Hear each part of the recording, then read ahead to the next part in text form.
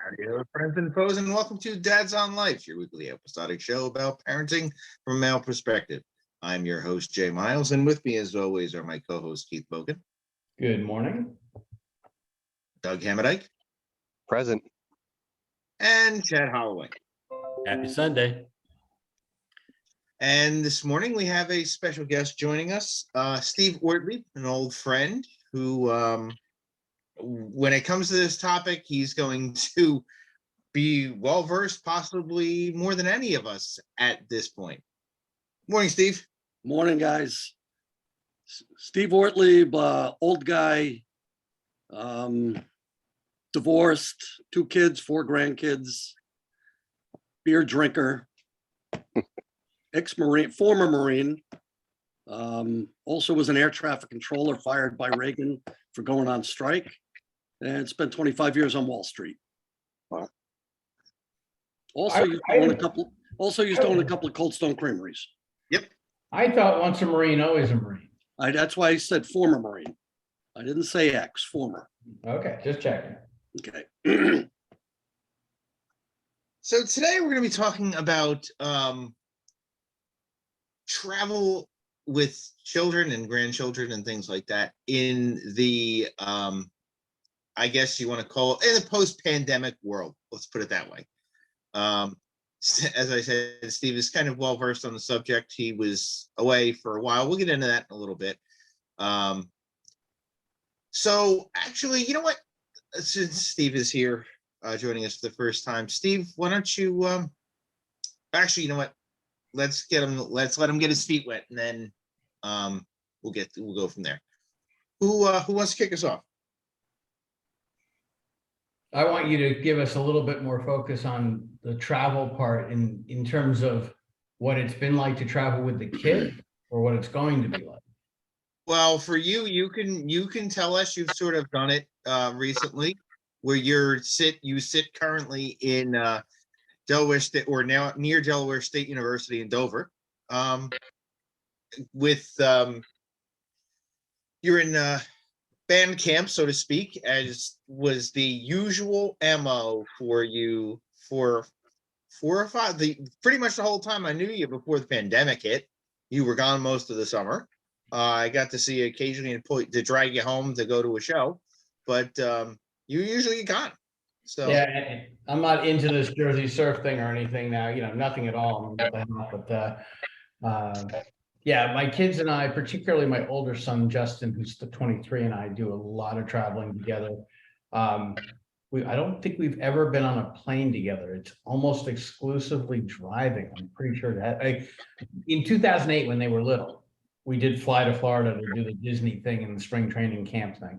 But instead, it's been baseball all over the country, and now since 2006, the summer of 2016, it's been traveling the entire eastern half of the United States, doing drum corps, usually 9 to 12 weeks every summer. I mean, I haven't been with them most of that. I'll drop in here and there. One summer in 2019, I did the whole summer with them because I had a job that was flexible enough to let me do that. But other than that, we do a lot of weekend stuff and a lot of crazy, we'll drive, like I'll go join them on tour. Saturday will be in Kentucky, Sunday will be in Tennessee, and I'll get home in time for work on Monday. I mean, I do stuff like that in a car, so it doesn't faze me now. We're very different, I suppose, than most people, and it's really central to who we are. They've come to sort of expect the road trips. The car I have now, in the first 55 days I had it, I drove 10,000 miles. And most of that was going to Ohio for Jeremy, who goes to Ohio State University, or to Justin, who was going to the University of South Carolina. And meeting Justin in Carolina for some of the Hurricanes games as well. So right, I just drive, and then we did a trip. What was in 19, because it was before the pandemic. We had a tradition which we want to get back to. Where in the sort of the week of Christmas, we'll go on a 3-sport tour. We'll want to go to a professional football game, a professional basketball game, and a professional hockey game. So in that particular winter, we went to Charlotte for the basketball game. We went to wherever the damn, is it Memphis that they play the football game? It's either Memphis or Knoxville, I forget which. Nashville. And then we swung up to Chicago for the hockey game. Right. And then we drove home, and it was in 4 days. And that's normal for us. We do crazy. It was 2,500 miles just to go see sports. I've driven back and forth to Denver with my kids a couple of different times. We're definitely connected to travel. Now, with that said, and I don't want to go down the rabbit hole of what this is obviously going to suggest, but I'm pretty sure my sons and I are in total agreement that there are certain states we're not going to be going to fairly soon. There's a couple of things that have happened recently politically that would suggest that the allowance of concealed weapons is going to become much more prevalent in certain places. And they're just going to say, no, I'd rather go here, and where that is not necessarily happening. And they may have a thing about certain states that have taken other actions based on Friday's behaviors too. So I have a feeling we'll still travel a lot, but it may be crafted differently because they have very strong feelings in that area, as do I. So we'll see. We haven't had a really chance to powwow yet. They've been busy with drum corps, which is where we are right now. And yes, by the way, Jason, I'm going on tour again Friday, and I'll be gone through like I think July 9th. But it's a very short piece of it. I'm not doing the whole thing. Right, you were saying. So yeah, that's why I asked the question in the beginning, because we very freely traveled. Like, we've been to so many states together, particularly Justin and myself, but even the three of us. And now I think it's going to be more finely crafted for certain places as opposed to others. Well, we usually, or not usually, but we did a barbecue last year at your house, and we were trying to figure out, until recently we were up in the air, and we probably were going to do it, we weren't going to do it, we were going to do it, we weren't going to do it. And then you kind of firmed it down that you were going to be away, which honestly I'm thankful for, because of some of the things I'm going through right now. But we'll get into that a little later. There's always Labor Day. We could do Labor Day. By then, my back should be straightened out. So, yeah, absolutely. And Steve, whenever I do a barbecue at my house, Jason's my chef, so I always have to coordinate with him because I hate cooking. Now, I got to tell you something, just based on what you just said. I took a trip last year. I don't know if Jason filled you guys in. Spur of the moment. I woke up one day in January last year, looked in the mirror after a shower, said, I'm white as a ghost. I got to go get some sun. So I called a girl I knew in Florida, asked her if she wanted company. She said, absolutely. So I told her probably end of March, beginning of April. A week later, I got a call from a friend in San Antonio. And I just said, you know what? Maybe I'll come see you guys. A week later, my brother called me from LA. You know what? Maybe I'll come see you. And what started with me just want to get some sun. I left the day after Easter and I got home 66 days later, 14,000 miles, 33 states, plus brief stops in Mexico and Canada, just for the hell of it. Just me, my car, my music. That was it. And the political thing, a buddy of mine suggested I stop in Louisiana in a town called Morgan City. I don't know if you know anything about Morgan City. It's a shipping, rail, real blue collar town. So he told me to stop at a certain bar. I stop at this bar. It's part of a strip mall. The entire strip mall was empty except for this bar. So I walk in and I send him a text. I said, if I die here, it's on you. He says, he's texting me, he says, just don't talk politics. And I start laughing and I answer him. In the meantime, the bartender, female bartender, and a few guys heard me. What's so funny, she says. I said, well, my buddy told me not to talk politics. And I answered him back. I said, why not? They all look like nice Democrats. And she looked at me dead serious and said, oh, no, sir, down here, there aren't any Democrats down here. And I looked around. I said, yeah, but you guys all look smart. Well, the guys at the bar heard me, and the F-bars start flying. Well, within the hour, we're all doing shots. We're buying drinks for each other. Yeah. And I liked it so much. It was so funny to me. A month or so later, I did the same thing at a bar in Idaho. It worked out exactly the same way. shots, beers, everybody laughing. And it proved to me one thing. People, no matter what you see on Facebook, politics, bottom line, people believe in working hard, playing hard, the pursuit of happiness. The crap on Facebook and everything else is BS. The bottom line is people just want to have fun. Yeah, I would agree with you on that. I know that I've had that same epiphany, not only within the United States, but outside the United States. I remember one time I was in the Philippines, and I was talking to these guys from, there's one guy from Dubai, another one from Jordan, another one from Syria, and we all kind of had that same epiphany that you did, like, hey, you know what? All the stuff that we see on, whether it's on CNN, Fox, Al Jazeera, none of it's true, because all of us really just wanted to have a good time, and we wanted to raise our families and have our kids grow up live good lives, and we wanted everybody to be safe. And there's just so much stuff that expands, I think, even beyond that. I mean, the whole world, I think, wants, for the most part, wants the same thing. So it's just really interesting for me anyway, because that was a top highlight, I think, of one of my travels so far, is like the realization that, hey, we aren't all separated by this stuff. We're together in this. That's pretty cool. Yeah. And from experience, I'll tell you a funny story. Elise and I just not long ago, we were bullshitting about, we're going to be together 16 years, dating 16 years in October. And ironically, I'm the one who remembers the dates of all this shit. Yeah, but she has the patience of a saint. Oh my. In one ear, out the other with her with dates. Especially, except her anniversary when birthday, she's off on dates.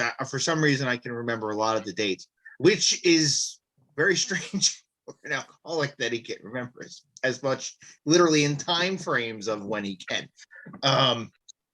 But our greatest debates, and we're both, I'm much more middle of the road than she is when it comes to politics. Our biggest debates, and Steve will attest to this, it was the same way. A lot of it was when we used to hang out the same one particular place is where I met him, and we used to hang out there a lot. It was Maloney's in Manawan. And just like Elise and I, the biggest debates that ever happened were sports related in that bar. Always. It was always a sports related debate. And it usually was Mets, Yankees, or Giants, Jets, Giants, Cowboys. Elise and I's biggest debates ever when we first started dating, even up until the first couple of years we were married. She's a Mets fan, I'm a Yankees fan. Those are the biggest debates we ever had. For a long time. Those are the biggest things we ever fought about. But yeah, I mean, like I said, and I haven't been in there in quite a while now. I was on there once a couple of months ago. It's been more than 2 years since I've been in there, or most bars for that matter. But yeah, it absolutely, you can walk into any bar, probably anywhere in the country, and you may have a few tense moments if you say something, but you can make that melt away when you realize that it is all about having a good time. Like last night, we were in Philadelphia for Motley Crue and Poison and Def Leppard and things and a couple other bands. And it was kind of like, for a few minutes, maybe the world seemed to pause a little bit. So it was nice, but we've lost sight of that in this country at points, especially now. But hopefully we can have moments, because unfortunately, the days of these tensions not arising are over. The days of full unity and this country being together are fleeting. It happened, it feels like an eternity ago in 2001. but these days are long gone, unfortunately. But there are days where you can have moments like that. So I think we have to all keep that in mind. So now, getting back to the travel aspect of this, we just got off a cruise. We were on a 5-day cruise from to Bar Harbor and Halifax, Nova Scotia. I haven't been to Maine. I have an aunt and a aunt who passed away who lived there, and my cousin still lives there. It's a very different place. Bar Harbor, Maine. I texted a couple of friends of mine and said I can probably breathe up here again. I said to them, I said, I've kind of forgotten how to breathe over the last 2 or 3 years. So it was very different being up there. And especially, like I said, with my family, there was 8 of us together. My kids, Elise, and my sister, my brother-in-law, and their 2 kids. Now, like I said, I mean, I've discussed somewhat frequently of my issues with alcoholism over the last 2 years. And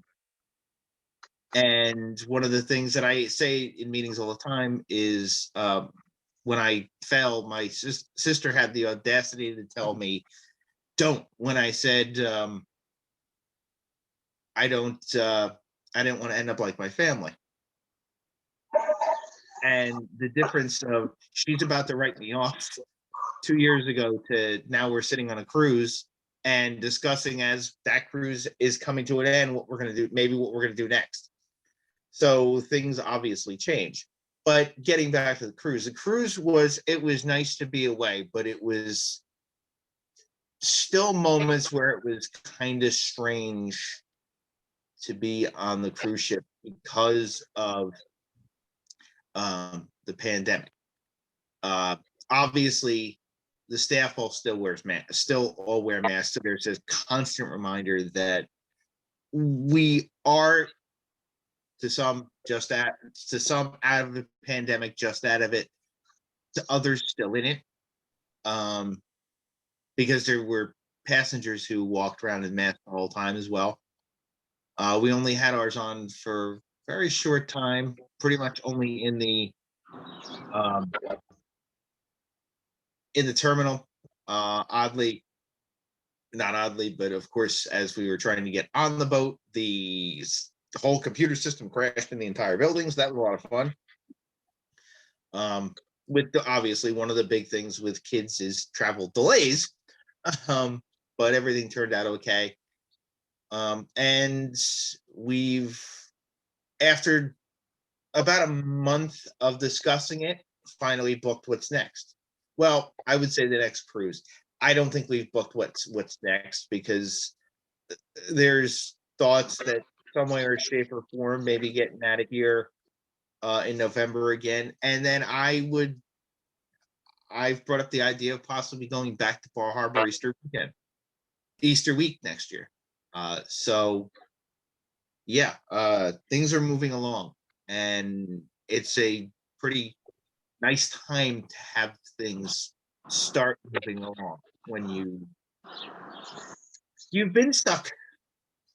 Let's face it, we've been pretty much stuck in a moment. And that moment was 2 years that we've been living in the U2 song, Stuck in a Moment, for 2 years. It's nice to finally start moving again.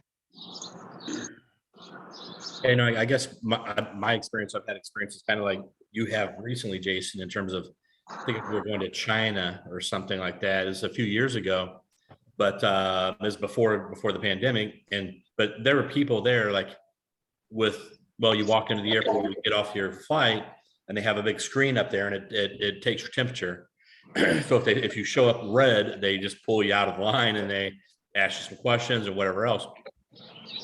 But also, there's a number of people walking around in the masks. Just part of the Asian culture, I think. So, really, what we saw there was kind of what we see at this point now. But through the pandemic, I actually traveled quite a bit, with work, and then also, and Steve doesn't know this, but at the time I was dating a woman from Colombia. I'm now married to her. She's here, so I was traveling down to South America quite a bit. So that made things a little different because I'd have to get tested, and before I go down, and tested when I come back, and I'm getting all these COVID tests all the time and have to wear the mask on the plane. But one of the interesting things that I remember was I had to fly someone. This was on the business part of it, and just like there's like 5 of us on the plane. I'm like, oh my God, so great. It's just me. There's they just walk through, and like they don't need to bring the card. They just say, what would you like? Would you like a drink or whatever? And just get it for you. So, to some extent, I liked fewer people in the airports, and then security and in the airplanes. But now, it's coming back. And the thing I've noticed is they're pulling down some of the things. So like if we fly to Colombia, we don't need a test. If we fly back from Colombia now, we don't need a test. We don't need to wear. So from my perspective, things are really back to normal in terms of travel internationally. And I think for the most part, I don't know that they even really changed too awful much domestically by air, but it's good. I'm glad to see that we're coming out of it. One I think thing. more- Sorry, go ahead, Doug. I don't know. I was gonna go finish your thought. No, go ahead. I was just gonna say, I was just gonna totally change it. I just mean that for us, we don't do a lot of traveling. Everything most of the travel is back and forth to New Jersey, whether it's a vacation or whatnot. And outside of Pennsylvania, deep into Pennsylvania and back and forth to New Jersey, that's mainly what we do, mostly car. And with the boys, at their age, they'd love to like pick on each other and get each other going. But one thing that Steve said was that he did a lot of this all by car, and he said that he had his tunes, and I guess he loves his music. And I'm lucky and happy to say that I won the war that both kids agree that Dad has the best music. So just wanted to interject that. Well, that's one interesting thing is Delana has suddenly over the last, she's had it, but over the last few months, she's had her own taste in music. In fact, usually when she's getting ready in the morning or getting ready at night, she usually has the 2010s music channel on an XM. So she's got her own musical taste, which is fine. Some of it's not bad, some of it's kind of nauseating, but I'm sorry, they made music in 2010? I thought they stopped doing it in 1992.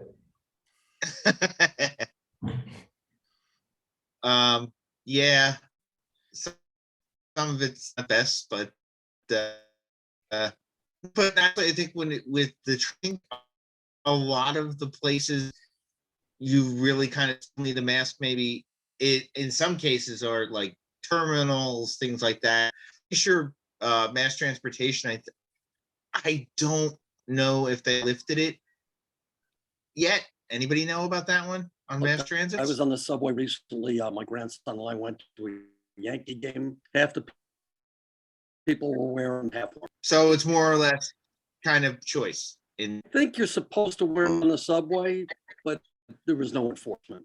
Right. There was total enforcement on New Jersey Transit last month when I went to New York. Okay. Really? There was enforcement. Okay. Yeah. Let's see, I took the train the same day, April 3rd. Nobody saw it. We actually witnessed a train between New Brunswick and Wow. Buses, I know. Buses, bus yet. So that I'm pretty sure they have not lifted. But you figure New That's Jersey not Transit true. being both. That's not true. I've taken the shuttle bus from North Bergen into New York City several times in the last 2 weeks. Some people do, some people don't. Nothing's enforced. It's pretty So tight. they're quarters. either not. It's pretty tight quarters, so a lot of people do, but they're doing it voluntarily. Okay, so they're not enforcing it, more or less, is what's going on. Right. I'm not enforcing it anyway. Thank you. Thank you for clearing that up. Thank you. Yeah, there are big signs all over Port Authority saying mask usage required in this building, and in Port Authority itself, maybe 20% of people are wearing them. Okay. I don't take buses. I don't like buses. I don't do buses. So not gonna have to worry about going through Port Authority anytime soon anyway. Around it, maybe, but not in it. I don't, like I said, not do buses. I don't like cars going through tunnels and Orville bridges, nonetheless a bus. Hold on a second. Steve, have you done any travel with your kids or grandkids lately? With the kids, no. Now, look, I see my 15-year-old grandson. I take him to school every day. I pick him up, take him to he lifts weights because he plays on the football team. So I'm with him a lot, but not actual traveling, except for the Yankee game we were in. So no, I haven't traveled with my kids in a long time. Now my daughter and her husband just did 10 days in California.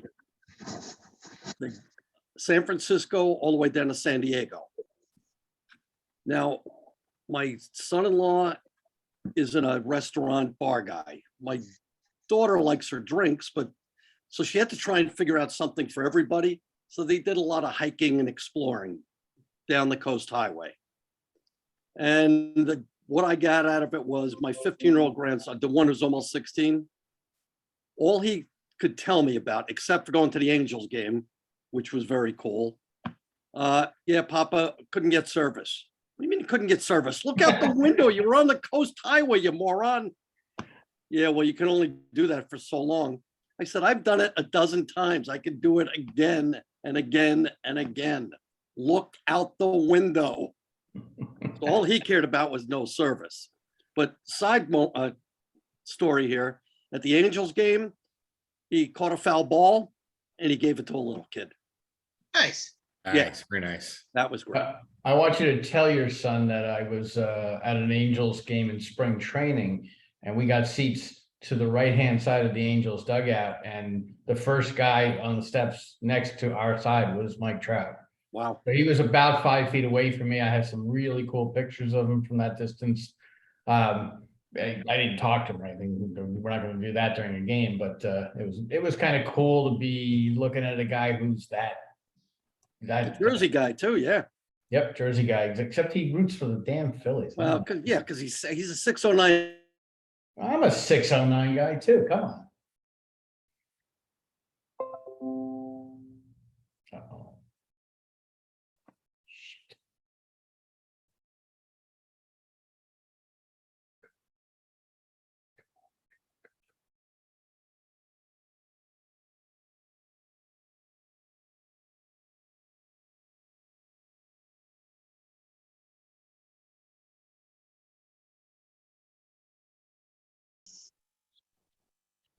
You guys still there?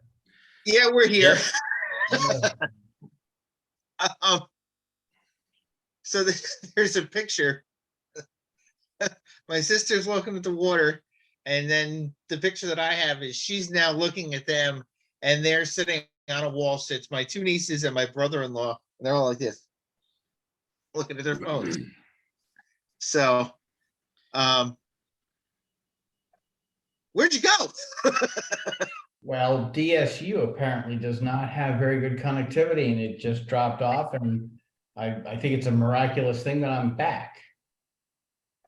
And this thing says it's still recording, but I don't know if it's the same recording or the two recordings, so I don't know.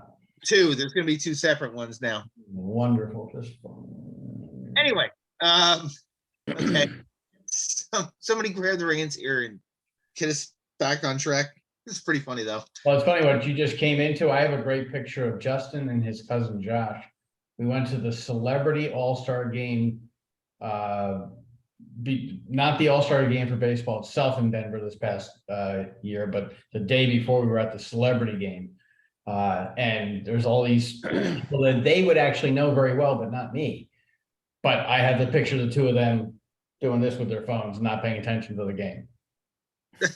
So, yeah, I could do that all the time. Yeah. When I But remember one time you- I took ahead. Frankie.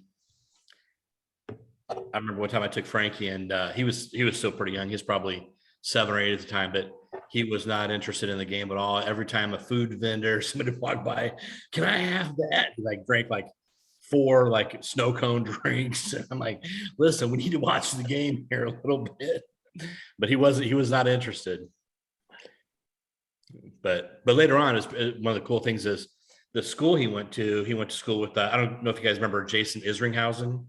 Yes, I know. He was yeah, so he went to school with his daughter, and they kind of like, not that, he kind of liked Frankie or whatever. So like he would give him like cleats and stuff that he'd gotten from the sponsors and stuff of the team. It was pretty cool. Talk to him about baseball. Excellent. And not a bad pitcher either, by the way. No. I think he's coaching now somewhere. Okay. Pretty sure I heard his name come up somewhere along the way recently. Kind of a crazy man. I'm glad to see he landed on his feet. Well, you have to be crazy to start playing with the Mets. Yeah, but he survived. Yeah. Doug, you just went to Wildwood with your kids a few weeks ago, didn't you? Yeah, it was another one of those drive on down 2.5 hours, stop off, get some pizza and all. Wawa is now nearly an event. I don't know if they're getting more crowded by the minute, but there's that, and there's unfortunately still that pandemic stuff. They can't get anybody to work down there. They got 3 piers, only one open. Every restaurant, everywhere you go, it's the same thing. Nobody's working. So it's, a little disappointing. But also another thing is a new factor, and I mentioned this last week, is just the kids are getting older. Maybe they're tired of some of the same old things, and they don't really want to be with their friends a lot. And it's like, well, now do we consider like bringing their friends on vacation with us? I remember my parents, but then again, you could just throw everybody in the car and you could take somebody else's kids, for a couple days, and it wasn't like a big thing. Now I think you might have more of an issue of, even just logistics, bringing a friend with you on vacation, or even like a short trip, But yeah, it's like I said, it's more the in-car thing where it's like, all right, good. They fell asleep, so they're not needling each other, on the way Yeah. down, because the car is overpacked and it was not like an inch to move in the car, So that makes always enjoyable travels, And then it's like, hey, and Dad wants to stop off and see his old friends in the middle of the trip, So there's always that factor as well, But like, what your parents want to do versus you as a kid. So you got to take all this into consideration at all. But the hotel standings and stuff are great, and everybody got along. We had a great time, as a family. And hopefully, that's the idea, is us as parents is building relationships with our kids and building memories. And that's the reason why we've been going a while with, is because I have such fond memories of it. And going there, as a kid, and even as a young adult, I still went down there and stuff. So yeah, we hope You said that. something in there. You said something in there though that caught my attention. I'm like, Wawa is part of the attraction, but don't you have Wawa fairly near to you in Bath? Yeah, I got like 3 of them, no less. Well, what's up with that thing? It's like a normal thing for you. I'm cheap. I don't go anywhere. We don't do fast food. We don't do. Yeah. So yeah, I don't know. The kids just like love that stuff, man. I guess the iced coffees and the Slurpees and breakfast sandwiches and whatever else, And I'll get- But don't you have Turkey Hills up there that has the same stuff pretty much? I would have to say that I don't. Yeah, we do have Turkey Hill as well, which I have 2 within like 5 miles, as well as 3 Wawas within 5 miles.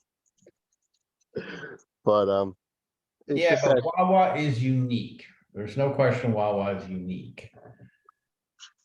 I mean, listen, I got a little over 2 hour ride home late tonight and I'll be hitting a Wawa on the way for sure. yeah, and I would say that while Turkey Hill is, like Keith said, definitely different than them. But I guess my wife, I've never been there, although it's been here for, I don't know, maybe 10 years. Sheets, and I mean that's within 5 miles, and I've never been there. But she said, "Oh yeah, you should check out Sheets." I was like, "Oh, all right." Another one, Sheets is Wawa's biggest competitor. I don't happen to like it as much, but they don't compete in the same geographies. It's just the same kind of store. another one is Royal Farms. Royal Farms is known for their fried chicken. Their Oh fried yeah, chicken. we got a couple of those too now. Yeah. Yeah, and we Is that didn't the know place that that when we just went opened there. in Brick?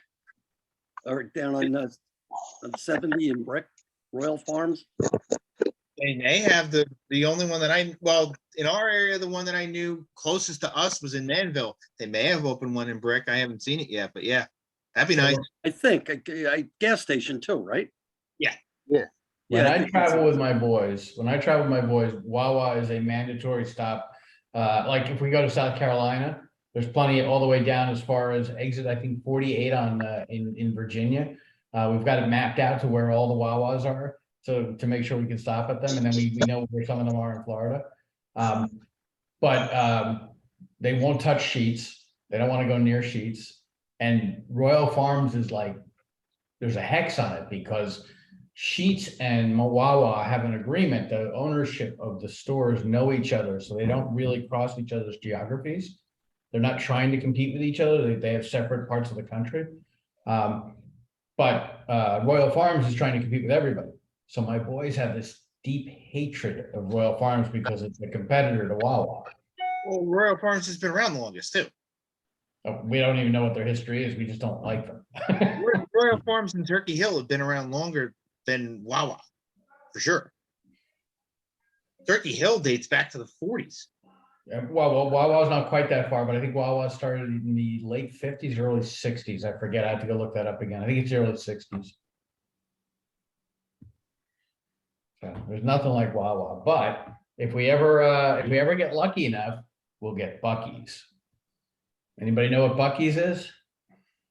I don't know. Sounds like Ohio. No, it's more came out of Texas, and then there's some in Florida, and now there's one in South Carolina. Buc-ee's is Wawa, Sheets, Royal Farms, and everything else in the same location, but like you wouldn't believe, like 100, they would have 100 gas pumps. The store is massive. It's a tourist trap. I mean, it's literally bigger than any Walmart you've ever been in. It's ridiculous. These things are massive and they're fun. They're so much fun. And they do a really good job of training their employees so that the employees are really, really engaging. And they have all sorts of chants and cheers and stuff that they do while they're working. It is an experience to go in. They actually plan when they do the drum corps tour for 9 weeks, going through all through the southeastern part of the country. They plan a stop at a Buc-ee's just because the kids want it so badly. It's like, they spend 2 hours letting the kids wander all over this thing. Keith, before I forget this, I want to say something. It's because you're traveling all the time. Tennessee. I stopped at a place. It's called Exit 87 Barbecue. We needed gas. We stopped. We pulled over. And we said to the kid in whatever place it was like a Wawa type place. I said, "Where's a good place to eat around here?" He points across the street to this little trailer. He said, "Oh, right there, Exit 87 Barbecue is the best around." It was 10 in the morning. There were already 4 semis there with guys eating. Absolutely incredible. So if you ever get to Exit 87, I guess it's 40, right? That's Memphis between from side to side going through Tennessee. I think it Yeah, is that'd be 40. 40, Right? Exit 87 Barbecue. If you ever get the chance, stop there. Amazing. Sorry to interrupt, but I didn't want to forget that. I went to a barbecue festival in Denver where they had places from all over the country who went there. And I bet that was, places like that will show up at those barbecue fests. Yeah. There's one in New York I don't know if they still have it. Big Apple Barbecue. It's a barbecue festival in New York. I think it's in June usually. We'll have to keep an eye out for that next year, see if it's going to happen. So here's a question to get us back on track. What is the craziest trip you, and this, I want emphasis on the word crazy. What is the craziest trip you ever took with your kids?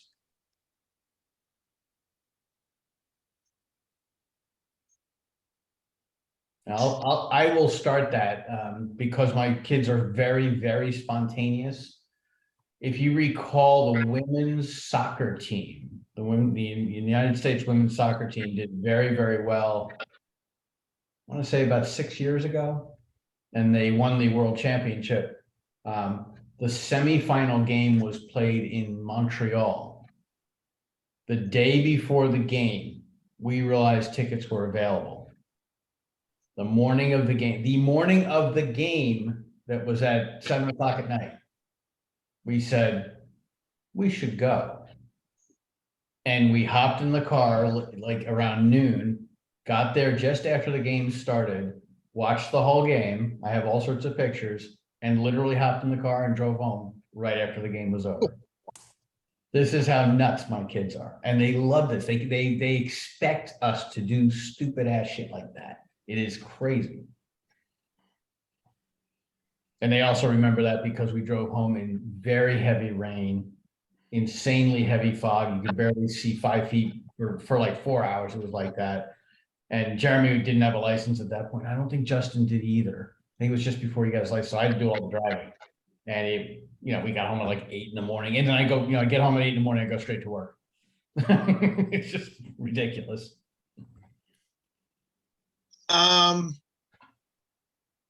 Trying to think. There's really not that much. I guess probably taking Delana to, which was planned. I actually ended up getting tickets through an internet site.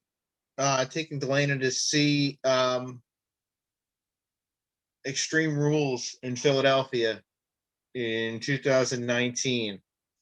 I remember getting the tickets, and because WrestleMania kind of ended up being a rough night, but I was like, you know what? Let me take her, because I think this might be neat, might be something to do.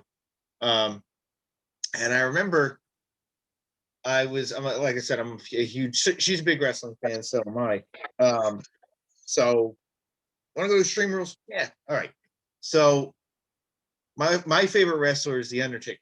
And one of the things that I was bummed out about was she probably would never get to see him. Well, one morning, it's probably like 1 o'clock in the morning. Raw just ended. It's 2 weeks before the show. And I opened my phone and I see a video. I'm like, why are they posting an old video of The Undertaker chokeslamming Shane McMahon? I click on it and I realize it wasn't an old video. It was that night on Monday night, the night before on Monday Night Raw. Oh, shit. Wait, The Undertaker attacked Shane. They added him to the match that first, it ended up being the first match at Extreme Rules 2 weeks before the show. So she actually ended up getting to see not him, his intro, him wrestle and everything. And it was really like the intro. I looked at our arms and the hair was standing on our arms from him just coming out. And I was like, wow. So, I mean, we've done like NASCAR races and things like that, but most of the stuff is planned.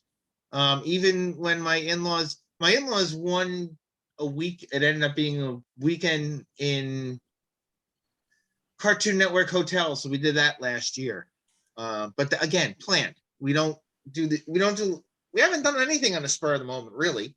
We should start, but we haven't yet. But now that it's starting to open up a little bit, and Sadie being now 8, a lot easier to do stuff like that. So, I got one story about it's probably 25 or 30 years ago. We're out in LA, the family, and my brother lived out there. He's an actor, and we were on this. Wasn't any shooting that day, but we were at Universal and we were on the set of a TV show he was in, Felicity, and it happened to be a bar I guess, I never watched the show, but I guess there was a bar where the students hung out. The most realistic thing, my kids couldn't get over that it wasn't a real bar because it was so amazing. And funny thing happened after that. My brother had an audition. So we're kind of walking around and I was younger and better looking. I'm wearing jeans and a white golf shirt right near the clock tower that was in Back to the Future. Okay, so there's a tram with tourists going by and I'm wearing sunglasses. Thousands of pictures being taken of me thinking I'm somebody. My kids were hysterical. Dad, who do they think you are? I said, I have no idea. Not a clue. But all of these people to this day have pictures. Who is that guy? It was hysterical. That's great. I was gonna say, I was looking through pictures, and I saw somebody post online this picture of a cave in the side of a hill. And I was like looking, I was like, man, where the heck is that? And I was like, oh wow, it's like it's a website, a Facebook page about abandoned places in Pennsylvania. And I was like, oh, it's in Jim Thorpe. So I posted about it, and Vince calls me that night, and he's like, I know where that is. You want to go hiking tomorrow? And I was like, yeah, sounds great. So we grabbed the kids and we went, and it was it's an abandoned train mine, and it goes, you know, about a half mile, and that's when his son like lit up the roof and the bats, you know. I was like, hey man, douse the light, like, you know, type thing, and you could hear them all flying over our heads. Man, the bats are everywhere. So that was pretty cool. But it also went into there's 3 waterfalls over there. So we went to, and some people had just recently died, like over, like not following the path and climbing the waterfalls. So a lot of them were closed, the trails up to there, but you could go up and around the back way, which we started the hike, which was a much more rigorous hike, and we were really not prepared for it. And they'd been calling for rain, and the rain started to come, and we were like halfway up there. So we had to like hightail book it back down. Well, we took it a little bit more leisurely than that. I mean, you know, got a little wet, but yeah, we had to head back to the vehicles and all, and we didn't actually make it up to the actual waterfalls, but someday we'll probably go back. When Steve's story reminds me of a time we were in China and walking around, and my son is he's like probably 6'4", so he's much taller than everybody. So we were walking through some of the parks, and there were people coming up wanting to take their picture with him because he was so tall. So they were like up to his chest, and he's like got his arm around this little Chinese guy, and he's like, both of them are smiling great big. But you know, at the time I think he was probably 17, 16 maybe. So it's just like out of this world for him. He's like, what? These people want their pictures with me because I'm tall. But it was a great experience for him, and you know, I know he really enjoyed that. But there was another time I remember he was a little younger. He's probably 13 or 14, and I take him to Miami because I went to school at my University of Miami. And I love Miami, so we're down on Ocean Drive. It's probably 1 a.m, and we're walking back, and there's this bar called the Clevelander, but they always have outside. Okay, awesome. Yeah. But there's always something going on at the Clevelander, right? So we're walking by. He's in front of me, and then I see this little Latin kid. He leans back at his table, and he's got like a fake machine gun, and he just like looks right at us and like goes, ah! And this little machine gun's clicking off like it's firing. And then right in front of him, like about 3 feet in front of him, is some guy who's probably over 400 pounds without a shirt, dancing in the sidewalk, like as he's walking through. And like I see that stuff, and I like look at my son, I go, what am I doing? What am I doing with him here at this point? But it's like, it was a great experience because he looked at me, he turned around, looked at me, like with both those things right in front of him. And with his great big eyes, like, what's going on, Dad? We're not in Kansas anymore, right? You know, I mean, it was just great. But you know, that was kind of the crazy stuff. But then I know another time we had a really good trip, and it was kind of after he was a little older. It's probably a year or two ago, and he was at ASU. And then I said, Carl Cox, who's a famous DJ, was playing up at this new venue in Chicago. So I said, why don't I fly up there? I'll get you a ticket up there and we'll just stay, and I'll get us a hotel room. We'll go see Carl Cox. So it was pretty neat. I flew up there and, got together with one of my buddies. We're having drinks. And then he's like, hey, he's like, I got off at the wrong stop. And so I'm about 10 blocks away. So, but it's just neat, like meeting, like it was kind of like the next phase of our relationship together, it was, because he had aged, he was maturing, and we could just do some cool stuff. So that's kind of what I see the future is more like that. Like, hey, let's get together. I'm gonna get a hotel room, just meet me there, or whatever. But it's pretty neat stuff. But we've had a lot of experiences together. Oh, The next phase for me is Justin's a better navigator than I am now. Thank God. yeah. But it's hard to drive and navigate, I always think. Especially if you're like in a busy place where there's all kinds of things going on.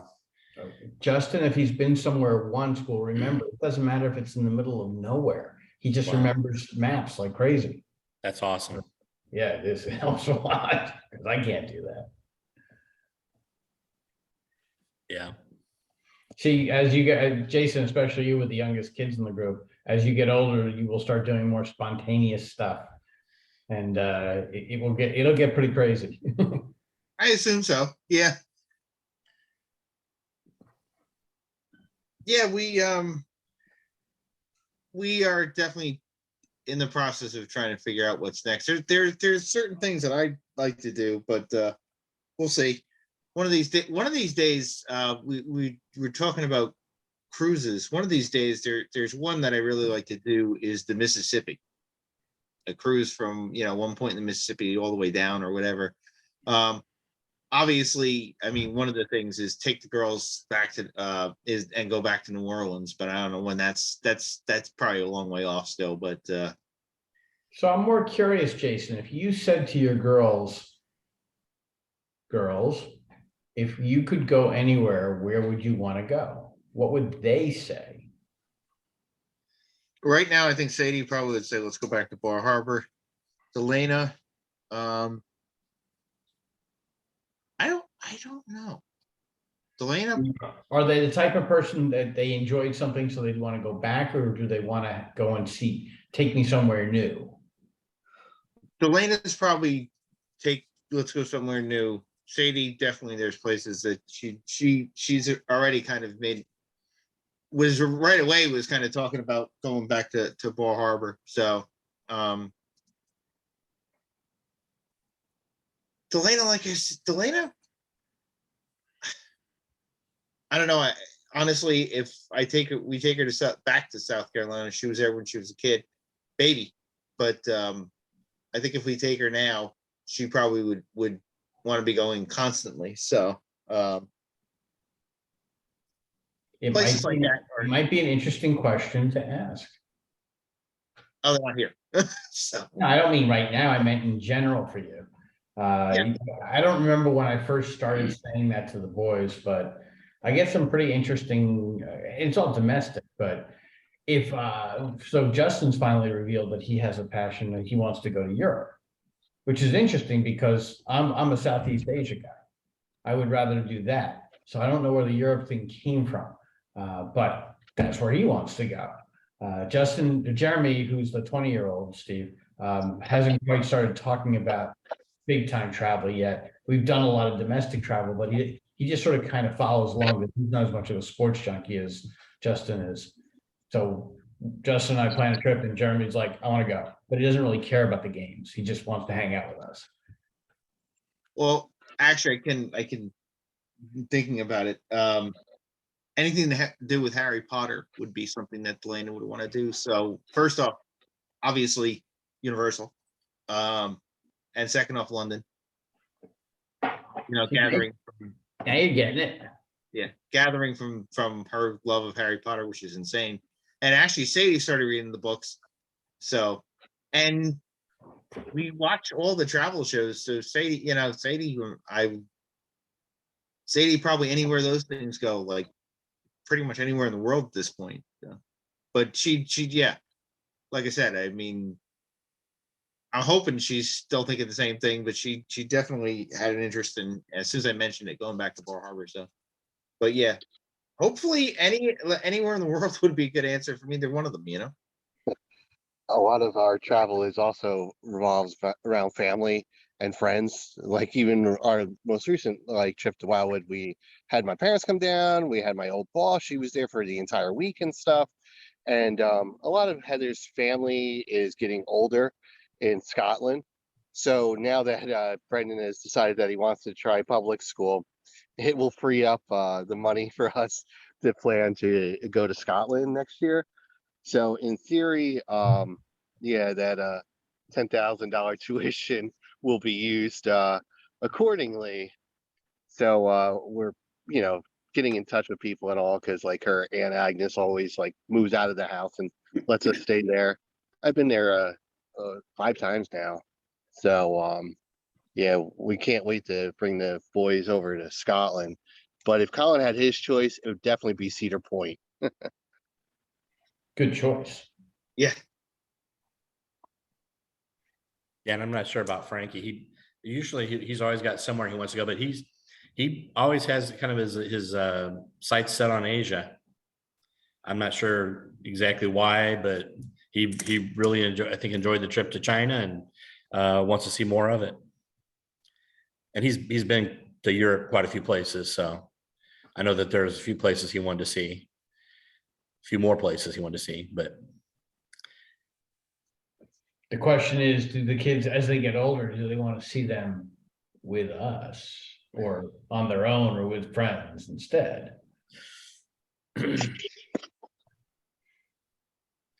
well, I think for Frankie, I know if he can get his friends to go, he would like to do that. But I know there's some trips that like if I say I'm going to go somewhere, he'd be like, oh, I want to go with you, Dad, because he knows he's going to have a good time. And you know, I'm an old guy, but I'm still in my head. I think I'm his age. So we go out and Me too.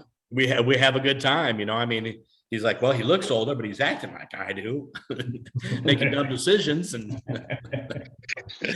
so, but yeah, so there's some places he wants to go with me because he knows he'll have a blast. And especially, you know, if Dad's paying, that's even a bigger bonus, right? So, but there's other places he's like, I don't know, I think I'll go with my friends. As he should. Although Chad, you also, your stepdaughter, she's had a different type of travel, you know, coming to this country and being in other countries. Yeah. That's a whole different experience. I mean, that's a whole different viewpoint that none of us can really relate to, I would think. Yeah, and I can see the changes in her big time from when she lived in Colombia. You know, I see just to kind of catch up a little bit. They not very wealthy. I would, you know, really kind of a hard life. So now it's like things are pretty easy, and I've just seen her open up and just like it's like, you know, night and day compared to when she lived in Colombia. And her English is really good. She doesn't even have a teacher, and her English is coming along, but she's always wanting to go places now. She's like, oh, when can we go to Puerto Rico? Bad Bunny's my favorite singer. I want to see Puerto Rico. So we're planning a trip Did there. she speak English before she came here? No. Wow, good for her. And So, she's only been here a few months. yeah, so they've been here since October at this point. Wow. So we put her in school kind of in December-ish, you know, just kind of, there are a lot of things she need to acclimate to. So, but the county we are in Georgia, one of the reasons I came here is because a large portion of the population is Spanish speaking. So it's We're in Georgia. we're in Gainesville, Georgia. Okay. So, and I work at, I Go was ahead. stationed in Brunswick 50 years ago. It's now an FBI facility, but it used to be a Okay. Navy base. That's where I did air traffic control school, right by St. Simon's Island. okay. Okay, excellent. Yeah. And I've got another friend who was a sailor who said he said, oh, I remember going to Georgia. He said, I met the prettiest girl in my life and her name was blah, blah, blah. Because that was 50 years ago. But anyway, so it's a small world, but there's a huge Hispanic population here. So it's a little easier for them to acclimate. And then there's just some other advantages that we get just based on some of the things that I'm doing for them as well. But we put her in school and they mainstreamed her, did not have any really special education for her or anything. And but she speaks a lot better English than her mother at this point. She's in her second or third iteration of language school. It's an intensive language school where they spend 4 hours a day, 5 days a week. Wow. But the girl's doing much better, but everybody, from my perspective, travel opens your mind. And that's, kind of where we are. Her mom's been a couple places now, but we want to go on a couple of big trips here in the near future so that they can experience some other things as well. But yeah, it's good stuff. We are pushing close to an hour here. Anybody have anything they want to add before we wrap this up? No, I I agree, like you guys. I Yeah. like the dynamic with Steven here. I think we should have him visit more often. Absolutely. And I think it's cool you got to take a trip. And usually when I travel, I'm with people, I would say. But I think to travel and be driving in your car alone, there's definitely something about seeing people and visiting with people. But man, there's something I'm really jealous of, I think, There's an aside to that. Yeah. 66 days I was gone, slept in my car one night, slept in motels 11 nights. The rest were with friends, family, some of my former customers, a couple Marine buddies, one Marine buddy I hadn't seen in 48 years. So I had tons of friends and family on this entire trip. My ex-wife's That's the cousins, best way. stayed with my ex-wife's cousins in Montana. I mean, very, very fortunate that so many people, and I was doing this on Facebook, and everybody was saying, well, when you get here, call me. You can stay with me. When you get here, call me. Florida was supposed to be about 4 or 5 days. Took me 3 weeks to get out of Florida. That's awesome. Yeah, it was tremendous. And That's one super. cool thing in Florida, I spent 8 days in St. Petersburg area.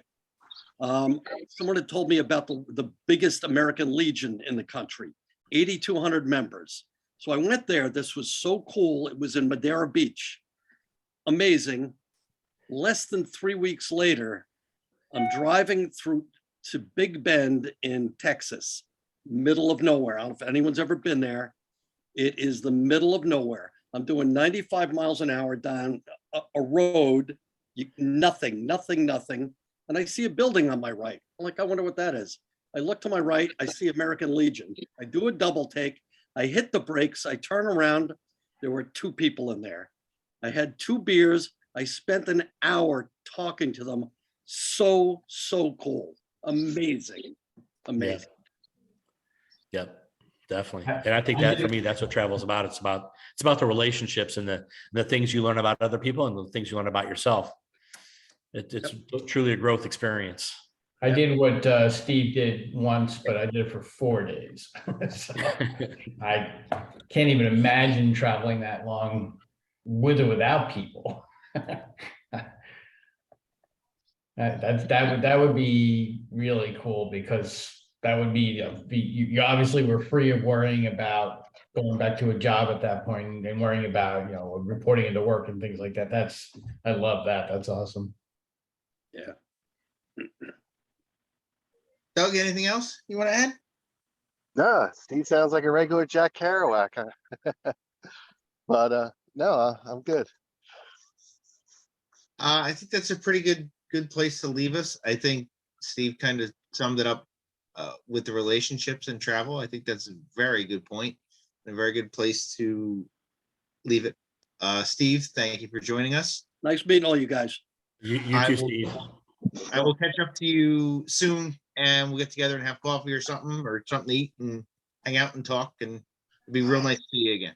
All right, sounds good. The world is opening up, but in some instances, there may be places that you may want to stay away from if you believe a certain way. It's unfortunate, but it's just right now a fact of life and something we have to accommodate and deal with. So from all of us here at Dad's on Life, take care, everybody. And as always, Keith, eat my shorts. You got it, buddy. Have a good one, guys. See you guys. Godspeed.